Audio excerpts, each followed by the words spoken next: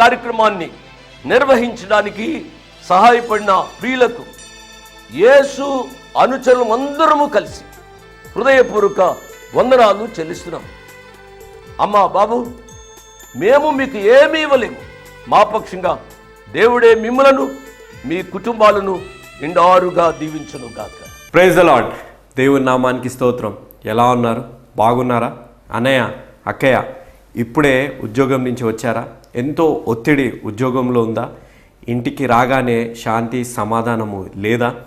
లేకపోతే ఆర్థిక ఇబ్బందులతోని ఎక్కువ ఒత్తిడి ఇంట్లో ఉందా? ఇవన్నీ ఉన్నాయని చెప్పి ఈ ప్రోగ్రాం చూస్తూ కొంచెం విశ్రాంతి కలుగుతుంది. మా జీవితాల్లో మేము చేసుకునే ప్రార్థనకి జవాబు దొరుకుతుందని ఈ ప్రోగ్రాం చూస్తున్నారా? తప్పనిసరిగా మీ ప్రార్థనని బలపరచడానికి యేసు అనుచరుల ప్రార్థనా బృందము మీతోనే ఉందని మీరు మరవకండి. అదేవిధంగా ఈ ప్రోగ్రాం ద్వారా మీ జీవితాల్లో మీకున్న కొన్ని ప్రశ్నలకి జవాబు దొరుకుతుందని నేను ఖచ్చితంగా చెప్పగలను. మీకు ఒక చిన్న ప్రశ్న. మనకేదైనా అనారోగ్యం అవుతే ఎటు వెళ్తాం? మనము డాక్టర్ దగ్గరికి వెళ్తాం. మనకేమైనా డబ్బు కావాలి అని అంటే లోన్ తీసుకోవడానికి బ్యాంక్ దగ్గరికి వెళ్తాం. అదేవిధంగా మన కార్ కానీ బైక్ కానీ ఏదైనా పాడవుతే ఏం చేస్తాం? మెకానిక్ దగ్గరికి వెళ్ళి దాన్ని రిపేర్ చేస్తాం. పిల్లలు బాగా చదువుకోవాలంటే టీచర్ దగ్గరికి, ట్యూషన్ సార్ దగ్గరికి వెళ్తాం. ఇవన్నిటి దగ్గరికి ఒక్కొక్క సమయంలో ఒక్కొక్క దగ్గరికి వెళ్తాం. కానీ మనం ఎందుకు ఇవన్నీ కలిగిన దేవుడి దగ్గరికి మాత్రం మనము రావట్లేదు అనేది ఒక్కసారి ఆలోచించాలి. పరమ వైద్యుడు, పరమ జ్ఞాని, మనల్ని స్వస్థపరిచే దేవుడు, ప్రతి ప్రశ్నకి జవాబిచ్చే దేవుడు ఉన్నాడు అని తెలిసినా మనం ఎందుకు దేవుడి దగ్గరికి రాలేకపోతున్నాం? మీలో కొంతమంది అంటుండొచ్చు, ఎందుకు బ్రదర్ మేము దేవుడి దగ్గరికి వస్తున్నాం, ఎన్నో స్వస్థత సభలకి లేకపోతే అద్భుతాలు చేసే సభలకి మేము వెళ్తున్నాము అని అంటుండొచ్చు. కానీ స్వస్థత సభలకి, అద్భుతాలు చేసే సభలకి వెళ్తేనే సరిపోతుందా? మన హృదయాన్ని దేవుడికి ఇవ్వాలి కదా. మన ప్రతి కష్టము దేవుడికి తెలుసు కదా. మీలో అంటుండొచ్చు, దేవుడికి తెలుసు బ్రదర్, కానీ అనుభవిస్తేనే తెలుస్తుంది అని అడుగుతుండొచ్చు. ఆయన దేవుని కుమారుడండి. ఆయనకి ఏ కష్టాలు ఎలా తెలుస్తాయి? ఆయన అన్నీ ఈ లోకంలో ఉన్నప్పుడు దేవుని కుమారుడు కాబట్టే ఆయన ఎలాంటి కష్టాన్ని ఎదుర్కోగలిగాడు అని మీలో అంటుండొచ్చు. అవును, ఆయన దేవుని కుమారుడే. కానీ ఆ కుమారుడు మానవ రూపము తీసుకొని వచ్చాడు. అంటే ఒక మానవుడు ఎలా జీవించాలి, ఒక మానవుడు తనకు వచ్చిన శోధనలు, తనకు వచ్చిన కష్టాలని ఏ విధంగా ఎదుర్కోవాలి అనేది ఒక పర్ఫెక్ట్ ఎగ్జాంపుల్, అంటే ఒక మంచి ఉదాహరణ ఇవ్వడానికే యేసుప్రభువారు కదా. మంచి ఉదాహరణ జీవితం యేసుప్రభువారు జీవించారు కదా. కానీ మనము ఆ యేసుప్రభువారిని పోల్చి మనము మన జీవితాల్లో నడుస్తున్నామా? దేవుడికి ఏం తెలుస్తాయండి ఈ కష్టాలు, ఈ శోధనలు అని అనుకుంటుండొచ్చు. నేను నాన్నగారు మాట్లాడుకునేటప్పుడు నాన్నగారు ఒక మాట అన్నారు, అద్భుతాలు, స్వస్థతలు ప్రతి మతంలో ఉంటాయి, కానీ రక్షణ అనేది కేవలం క్రైస్తత్వంలోనే ఉంటుంది అనేది మనము మర్చిపోకూడదు. దేవుని లాగా జీవించాలి, దేవుని కొరకు మనము జీవించాలి. అప్పుడే మన జీవితాల్లో జీవితము అనేది ఉంటుంది. లేకపోతే మనము జీవించిన దాంట్లో ఏ జీవితము ఉండదు అనేది మర్చిపోకూడదు. మన దేవుడికి మన కష్టము, మన దేవుడికి మనం ఎలాంటి శోధనలు మనం ఎదుర్కొంటున్నామో మన దేవుడికి తెలుసు. నాతో పాటు హెబ్రీ పత్రిక 2వ అధ్యాయం 18వ వచనం, తాను శోధింపబడి శ్రమ పొందెను కనుక శోధింపుబడు వారికిని సహాయము చేయగలవాడై ఉన్నాడు. అంటే ఆయన శోధింపబడ్డాడు, ఆయన కష్టాలు పాలయ్యాడు. ఆ శోధన, ఆ కష్టము యేసుప్రభు వారికి తెలుసు. కాబట్టే మన శోధనలో, మన కష్టాల్లో కూడా దేవుడు మనకి సహాయము చేస్తారు అనేది మనము మర్చిపోకూడదు. కానీ మానవులుగా తాత్కాలికమైన స్వస్థతలు, తాత్కాలికమైన అద్భుతాల వైపే మనం ఆకర్షింపబడుతున్నాం. కానీ ఏ కష్టము, ఏ బాధ, ఏ శోధన అయితే దేవుడికి తెలుసో ముందుగా ఆ దేవుడి దగ్గరికి మనం వస్తున్నామా? మన హృదయాన్ని ఆ దేవుడికి మనము చెప్పుతున్నామా? ఒక మానవుడు అంటే ఎలా జీవించాలనే ఒక ఉదాహరణ ఇచ్చిన దేవుడు లాగా మనము జీవిస్తున్నామా? మనల్ని మనం ఒకసారి ప్రశ్నించుకోవాలి. వాక్యంలోకి వెళ్ళే ముందు ప్రార్థన చేసుకుందాం. ప్రేమల మా తండ్రి, పరిశుద్ధమైన మా ప్రభువా, మరొక దినాన్ని చూడగలిగే భాగ్యాన్ని మాకు ఇచ్చినందుకు మీకు ఎంతో వందనాలు, కృతజ్ఞతలు చెల్లించుకుంటున్నాం. ప్రభువా, మీ ప్రేమ ఎంత గొప్ప ప్రేమ, అగాపే ప్రేమని మాకు తెలుసు, కానీ మా జీవితాల్లో మేము అర్థం చేసుకోలేకపోతున్నాం. మా విశ్వాస జీవితం కష్టాలున్నాయి, బాధలున్నాయని సన్నగిల్లిపోతుంది. కానీ మీ యందు విశ్వాసం ఉంటే ప్రభువా, ఎలాంటి బానిసత్వం నుంచి మాకు విడుదల కలుగుతుంది అనే నమ్మకాన్ని మాకు మీరు కల్పించమని మేము వేడుకుంటున్నాం. మీ బిడ్డలుగా ఎంచుకోబడ్డ వారము మేము ఇశ్రాయేలు దేశస్థుల వలె మీ ప్రేమని ఒక బంగారు దూడతోని మేము భర్తీ చేయకుండా, మా జీవితాల్లో ఎలాంటి పరిస్థితుల్లో మేము జీవిస్తున్నా మీ యందు నమ్మకంగా జీవించేలాగున మమ్మల్ని మీరు నడిపించమని మేము వేడుకుంటున్నాం. ప్రభువా, ఈరోజు ఈ ప్రోగ్రామ్ని స్పాన్సర్ చేసిన కె అబ్రహాం సామ్యుల్ గారు విజయవాడ నుంచి, వారిని మీరు దీవించి ఆశీర్వదించమని వేడుకుంటున్నాం. ప్రభువా, వారు చేసిన ఈ ప్రోగ్రాం స్పాన్సర్ ద్వారా ఎంతోమంది ప్రజలు మీ వాక్యాన్ని విని రక్షణ పొంది సరైన మార్గంలో నడిచే అవకాశం కల్పించినందుకు కూడా మీకు ఎంతో వందనాలు. అదేవిధంగా ఈ వారమంతా డెంగ్యూతోని అంటూ వ్యాధులతోని బాధపడుతున్న వారి కొరకే యేసు అనుచరు ప్రత్యేకంగా ప్రార్థిస్తూ వచ్చాం. వారిని మీరు ముట్టి స్వస్థపరుస్తారని విశ్వాసము, నమ్మకము మాకుంది. అదేవిధంగా సర్వశక్తిమంతుడైన దేవుడి మీద, యేసు అనుచరుల ప్రార్థనా బృందం మీద నమ్మకం ఉంచి పంపించిన ఈ ప్రార్థన అవసరతల కొరకే కూడా ప్రత్యేకంగా ప్రార్థిస్తున్నాం. వారిని మీరు దీవించండి, ఆశీర్వదించండి. వారి జీవితాల్లో ఉన్న కష్టాలు, నష్టాలు, బాధలు, ఆర్థిక ఇబ్బందులు, అనారోగ్య సమస్యలు ప్రతీది మీరు తొలగించమని, వారి విశ్వాసాన్ని మీరు బలపరచమని, వారు మీ యందు నమ్మకంగా జీవించేలాగా నన్ను నడిపించమని మేము వేడుకుంటున్నాం. ఈ కొద్దిపాటి ప్రార్థనని మీరు ఆలకించమని వేడుకుంటూ యేసు క్రీస్తు అతి పరిశుద్ధమైన నామం అడిగి వేడుకుంటున్నాం తండ్రి, ఆమేన్. ప్రార్థనలో నాతో పాటు ఆమేన్ అన్న ప్రతి బిడ్డని దేవుడు నిండారుగా దీవించునుగాక. ఈ వారము వాక్య అంశం, can anything replace God's love? ఈ లోకంలో ఏదైనా దేవుని ప్రేమను భర్తీ చేయగలుగుతుందా? దీన్ని ఒక వాక్యం ద్వారా బలపరుచుదాం. యోహాన్ గారు రాసిన మొదటి పత్రిక 4వ అధ్యాయం 8వ వచనం, దేవుడు ప్రేమ స్వరూపి, ప్రేమ లేనివాడు దేవునిని ఎరుగడు. అంటే మన జీవితాల్లో ప్రేమ ఉందా? దీన్ని వివరించే ముందు వీడియోని చూద్దాం. ఇక్కడ మీరు చూస్తున్న దృశ్యం, ఒక అందమైన చిన్న పాప ఏడుస్తుంది. తండ్రి ఎంతో కంగారు పడిపోతున్నాడు. పడిపోయి తల్లికి ఫోన్ చేస్తాడు, పాప ఏడుస్తుంది, నేను ఏమి చెయ్యాలి అని. అయితే తల్లి అన్న మాట, నేను లేను కాబట్టి తనకు ఒక కార్టూన్ చూపెట్టండి, ఆ ఏడుపు మానేస్తుందేమో అని. కానీ ఆ పాప ఏడుపు ఆపలేదు. తండ్రి తల్లికి ఫోన్ చేసి చెప్పాడు, ఈ పాపకి తల్లి అయిన నువ్వు కావాలి, నీ ప్రేమ కావాలి, అప్పుడే ఈ పాప ఏడుపు మానేస్తుంది అని. అయితే తల్లికి ఒక ఆలోచన కలిగింది, ఫోన్ ద్వారా పాపకి నా ప్రేమని చూపెడతాను, అప్పుడైనా ఏడుపు మానుతుందేమో అని ప్రయత్నిస్తాం అని వారు ప్రయత్నిస్తారు. అప్పటికీ పాప ఏడుపు ఆపదు. తల్లి యొక్క ప్రేమని ఏ కార్టూన్ ద్వారానో, ఏ ఫోన్ ద్వారానో భర్తీ చేయలేము కదా. అది గుర్తించిన తండ్రి ఫోను పక్కకి పెట్టి ఆ పాపని తానే ఎత్తుకున్నాడు. ఎప్పుడైతే తండ్రి యొక్క ప్రేమని ఆ పాప ఆస్వాదించిందో ఎంతో ఆనందం, ఎంతో సంతోషము ఆ పాపకి కలిగింది. వెంటనే ఏడుపు ఆపేసింది.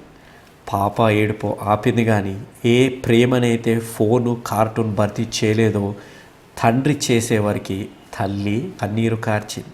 అవును, మన జీవితాల్లో ఏ స్థాయి కానీ, ఏ మనుషులు కానీ, ఏ వస్తువు కానీ దేవుని యొక్క ప్రేమని భర్తీ చేయలేదు. ఈ సృష్టిలో సృష్టికర్త స్థానాన్ని ఏ సృష్టి తీసుకోలేదు. దేవుని నామానికి స్తోత్రం. వీడియోని చూశారు కదా.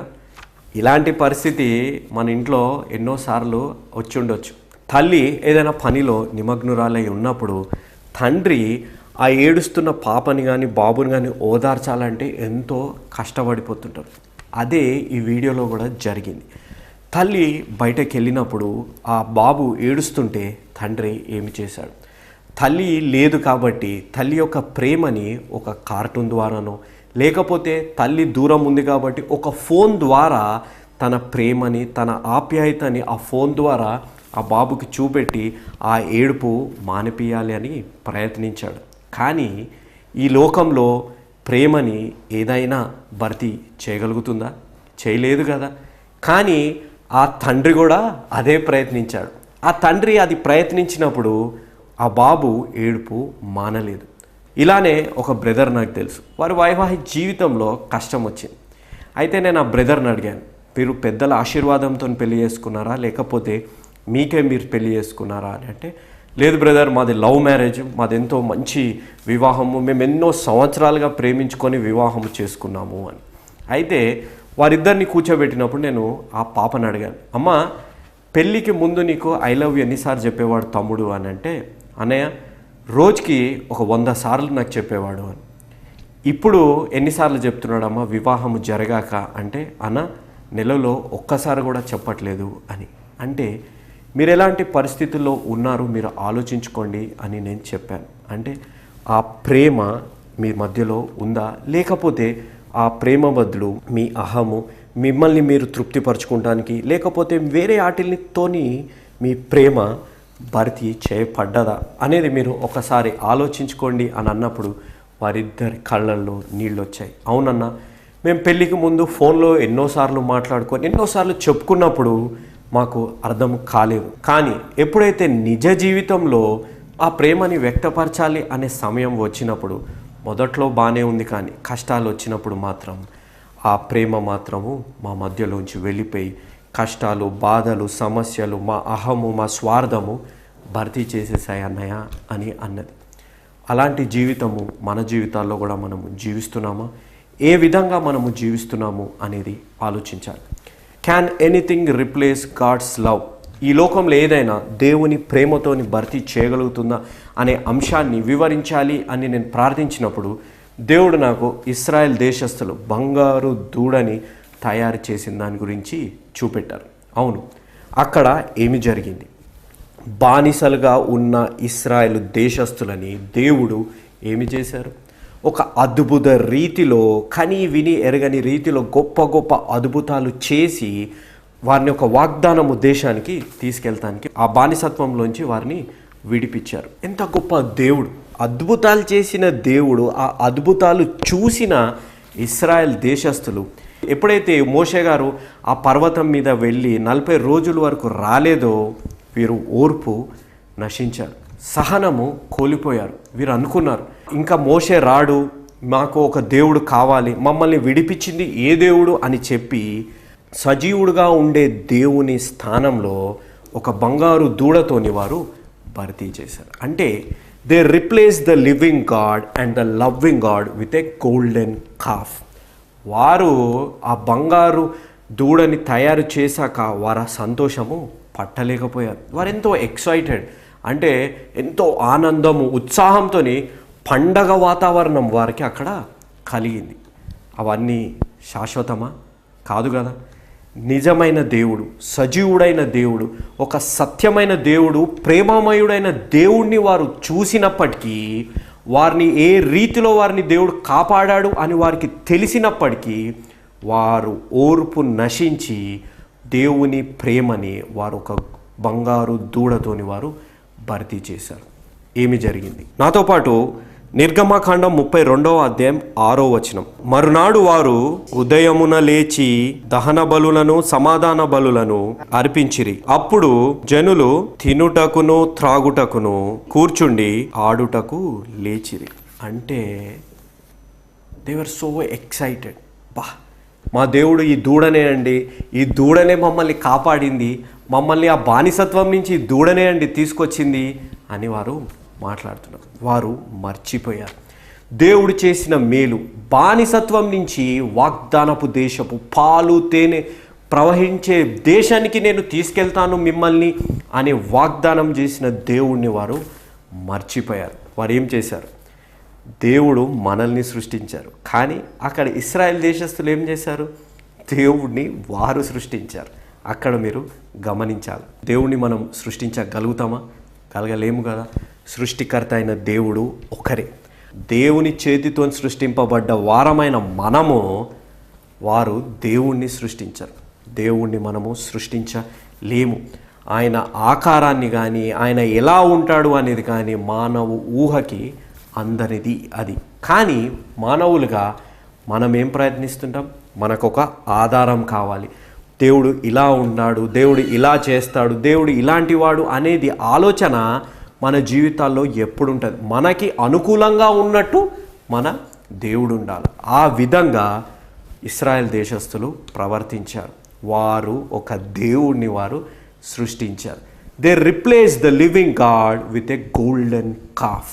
అంటే ఒక బంగారుపు దూడతోని వారు దేవునిని వారు భర్తీ చేశారు. దేవుడు ఎంత మహిమ కలిగిన దేవుడు, ఎంత కృప కలిగిన దేవుడు. దేవుడు మనల్ని ప్రేమిస్తారు. మనకి మాత్రం దేవుని ప్రేమ, దేవుని కృప కావాలి. అతి ముఖ్యంగా దేవుని క్షమాపణ మనకి కావాలి. మనము మాత్రం ఇతరులని ప్రేమించాలి, మనము మాత్రం ఇతరులని క్షమించాలి అన్నప్పుడు ఆ ప్రేమని, ఆ క్షమాపణని మనం దేనితో భర్తీ చేస్తాం? గర్వముతోని, స్వార్థంతోని, కోపాలతోని, వారి మీద అసూయతోని, ఇవన్నిటితోని ఆ ప్రేమ అనేది, ఆ క్షమాపణ అనేది మనము భర్తీ చేస్తుంటాం. ఎలా జీవిస్తున్నాం మనం? మన జీవితాల్లో దేనితోని దేవుని ప్రేమని, దేవుని క్షమాపణని మనం దేనితోని భర్తీ చేస్తున్నాము అనేది ఆలోచించాలి. సాతానుడు, అపవాది అనగానే జనరల్గా అతని ఆకారం ఎలా ఉంటుందని ఆలోచిస్తారు. చిన్నప్పుడు మన తల్లిదండ్రులు కానీ, అమ్మమ్మ, నాయనమ్మ కానీ మనకేంటి చెప్పేది? జుట్టు ఇరబోసుకొని ఉంటారు, పెద్ద పెద్ద గోళ్ళు ఉంటాయి, కాళ్ళు వెనకకి తిరిగి ఉంటాయి, తల వెనకకి తిరిగిపోతుంది, వాళ్ళ నోట్లోంచి రక్తం కారుతుందని. సాతానుడు అంటే ఇలా ఉంటాడు అని మనకి చెప్తుంటారు. అవును, దెయ్యము, సాతానుడు అనగానే ఇలా ఉంటుంది అనే ఆకారము మన కళ్ళ ముందుకి వస్తుంది. కానీ సాతానుడు అలా రాడు. సాతానుడు ఒక వెలుగులాగా వస్తాడు. సాతానుడు ఒక ప్రేమలాగా వస్తాడు. సాతానుడు ఒక ఆప్యాయతలాగా వస్తాడు. సాతానుడు మనల్ని మబ్బి పెట్టడానికి మనకి వస్తాడు. అక్కడ కూడా ఇశ్రాయేల్ దేశస్తుల మధ్య కూడా అదే జరిగింది. బంగారు దూడని ఎలా ఉంది వారికి? కనువింపుగా ఉంది వాళ్ళకి. అబ్బా, ఎంత మంచి విగ్రహం అండి, ఎంతో బంగారంతో చేసిందండి, మన కళ్ళకి ఎంతో తృప్తిపరిచే విధంగా ఉందండి అని వారు ఆలోచించి సంతోషంతో, గానంతో, ఉత్సాహంతో ఇష్టం వచ్చినట్టు వారు జీవించారు. ఏ విధంగా? వారు ఒక పండగ వాతావరణంలో వారు జీవించారు. దేని ముందు? ఒక విగ్రహం ముందు. అది వినగలుగుతుందా?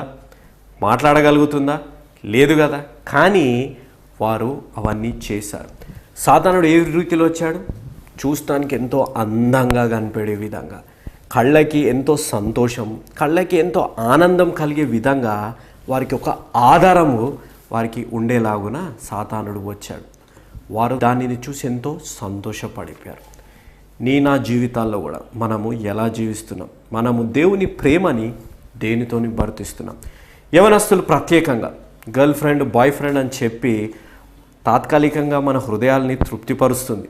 కనుకి నా గర్ల్ ఫ్రెండ్ ఎంతో అందంగా ఉంటుంది, నా బాయ్ ఫ్రెండ్ ఎంతో బలవంతుడు అని చెప్పి కనులకి ఎంతో ఆనందం, కనులకి ఎంతో సంతోషం కలిగే విధంగానే ఉంటుంది. కానీ మన జీవితాల్లో దేవుని ప్రేమని, తల్లిదండ్రుల ప్రేమని ఈ గర్ల్ ఫ్రెండ్, బాయ్ ఫ్రెండ్ అనే ఆటలతో మనం భర్తీ చేస్తున్నాం కదా.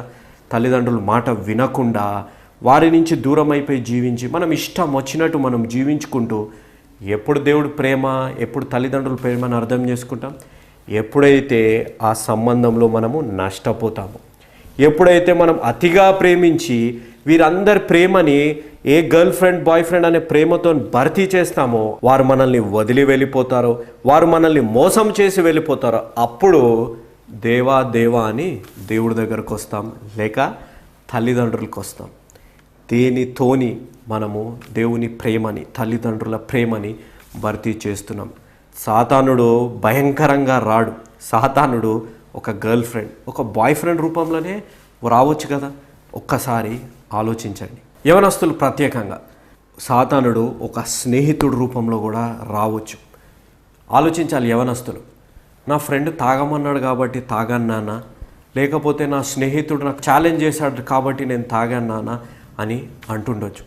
అలాంటి స్నేహితులు ఉంటే ఈరోజే వారితో మీరు దూరం కండి. ఎందుకంటే ఒక నిజమైన స్నేహితుడు మనల్ని దేనికి బలవంతం చేయడు. ఎందుకంటే దేవుడు మనకు ఒక మార్గం చూపెడతాడు.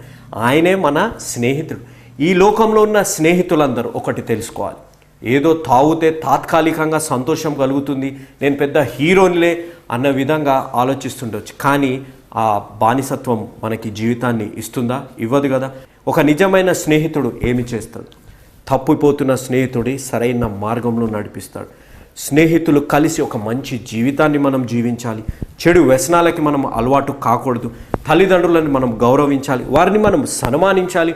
ఈ లోకంలో దేవుడు ఏ ప్రేమనైతే మనకి చాటి చెప్పారో ఆ ప్రేమని ఈ లోకమంతా చాటి చెప్పాలి. ఆ విధంగా మనము జీవించాలి అనేది స్నేహితుడు నేర్పిస్తాడు.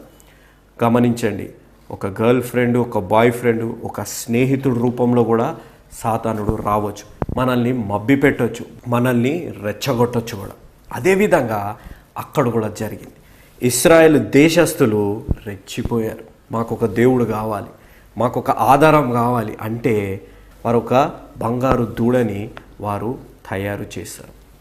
నా జీవితంలో దేవుని ప్రేమని దేనితో భర్తీ చేస్తున్నాం. ఆ వీడియోలో కూడా తల్లి ప్రేమని చిన్న వీడియో చూపెట్టు, లేకపోతే ఒక వీడియో కాలింగ్ ద్వారా భర్తీ చేయాలని ప్రయత్నించారు. కానీ జరిగిందా? జరగలేదు కదా. దేవుని ప్రేమ, అగాపే ప్రేమని మనము అర్థం చేసుకోవాలి. ఎంత గొప్ప ప్రేమ దేవుడిది అనేది మనము గుర్తించాలి. దేవుని ప్రేమ ద్వారానే ఈరోజు ఈ లోకంలో మనం సజీవులుగా ఉన్నాము అనేది మనము మర్చిపోకూడదు. నా జీవితాల్లో కూడా దేవుని ప్రేమని వేరే ఆటలతో మనం భర్తీ చేసామా? మన తల్లిదండ్రుల ప్రేమని వేరే ఆటలతో మనం భర్తీ చేసామా? భార్య యొక్క ప్రేమని, భర్త యొక్క ప్రేమని మనము ఇతర పురుషునితోని, ఇతర స్త్రీతోని మనము భర్తీ చేసామా? ఈరోజే అవన్నీ మానుకోవాలి. ఎందుకు అనంటే అవి మనకి జీవితాన్ని ఇవ్వవు. తాత్కాలికమైన సంతోషాన్ని అవి కలిగిస్తుండొచ్చు, కానీ శాశ్వతమైన ప్రేమ, శాశ్వతమైన సంతోషము మన దేవుడి దగ్గరనే ఉంది అనేది మనము మర్చిపోకూడదు. ఈరోజే దేవుని ప్రేమ తెలుసుకోవాలని మీలో ఆశగా ఉందా? దేవుని ప్రేమని ఎరిగితే మన జీవితాల్లో అద్భుతాలు జరుగుతాయి. దేవుడు మనల్ని ఎల్లప్పుడూ ఆశీర్వదిస్తారు. ఎలాంటి కష్టంలో వచ్చినా దేవుడు మనల్ని కాపాడుతారు అనే నిజాన్ని మీరు తెలుసుకోవాలని ఉందా? ఈరోజే, ఇదే అనుకూల సమయం, ఇదే రక్షణ దినం. ఈరోజే మనము రక్షణ పొందుదాం. దేవుణ్ణి మన సొంత రక్షకునిగా మనము అంగీకరిద్దాం. ఒక యేసు అనుచరుడుగా మనము మారుదాం. ఎందుకు అనంటే యేసు మార్చేది జీవితాలు, మతాలు కాదు అనేది మరవకండి. ప్రేమ, యేసుని ప్రేమ, అది ఎవ్వరు కొలువలేనిది. నిజము, దీనిని నమ్ము, ఇది భువి అందించలేనిది.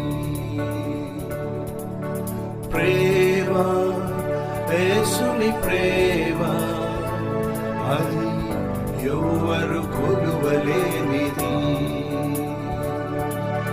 నిజము, దీనిని నమ్ము, ఇది భువి అందించలేనిది. ఎన్నడెన్నడు మారనిది నా యేసుని దివ్య ప్రేమ. ఎన్నడెన్నడు వీడనిది నా యేసుని నిత్య ప్రేమ. ఎన్నడెన్నడు మారనిది నా యేసుని దివ్య ప్రేమ. ఎన్నడెన్నడు వీడనిది నా యేసుని నిత్య ప్రేమ. ప్రేమ, యేసుని ప్రేమ, అది ఎవ్వరు కొలువలేనిది. నిజము, దీనిని నమ్ము, ఇది భువి అందించలేనిది.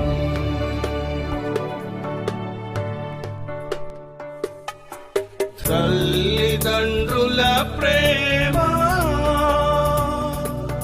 నీడవలే గతించును. కన్న బిడ్డల ప్రేమ కలలా కరిగిపోవును. తల్లిదండ్రుల ప్రేమ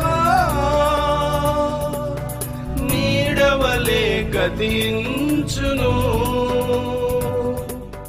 ఈ వారమంతా డెంగ్యూతోని అంటూ వ్యాధులతోని బాధపడుతున్న వారి కొరకే ప్రత్యేకంగా ప్రార్థించాం. దేవుడు మా ప్రార్థనని ఆలకించారు అని మేము నమ్ముచున్నాం. వచ్చే వారం డయాబెటీస్, బీపీ, షుగర్ లాంటి వ్యాధులతో బాధపడుతున్న వారి కొరకే ప్రత్యేకంగా ప్రార్థిస్తాం. మీ ప్రార్థన అవసరతలని ఈ కింద ఉన్న ఫోన్ నెంబర్లకి ఇవ్వమని నా మనవి. యేసు అనుచరులు ఒక మిషనరీ సంస్థ.